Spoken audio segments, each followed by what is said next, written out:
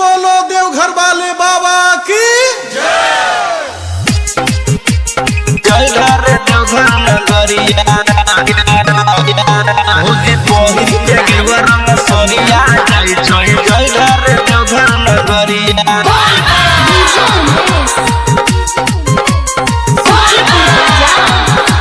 कामर के भौजी सजाई लेलक बाजार से लोटा मंगावाई लेलक कामर के भौजी सजाई लेलक बाजार से लोटा मंगावाई लेलक बन गेलै भोला के पुजरिया भौजी पहिर के गेरुआ रंग सरिया जाई छही जल ढारे देवघर नगरिया भौजी पहिर के गेरुआ रंग सरिया जाई छही जल ढारे देवघर नगरिया जल ढारे देवघर नगरिया भौजी पहिर के गेरुआ रंग सरिया जाई छही जल ढारे देवघर नगरिया डीजे उमेश सुखीपुर बाजार भोरे से भौजी कर तैयारी छोरी के सब काम काजयो टोला में घूम घूम सबके देखाबई आपन साज धाजयो भोरे से भौजी कर तैयारी छोरी के सब काम काजयो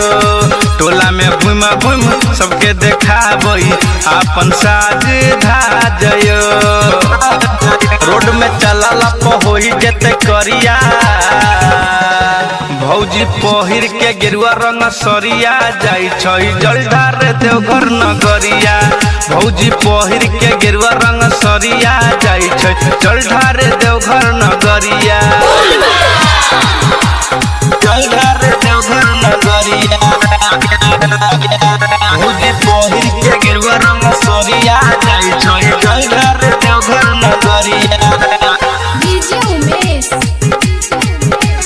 सुखीपुर बाजार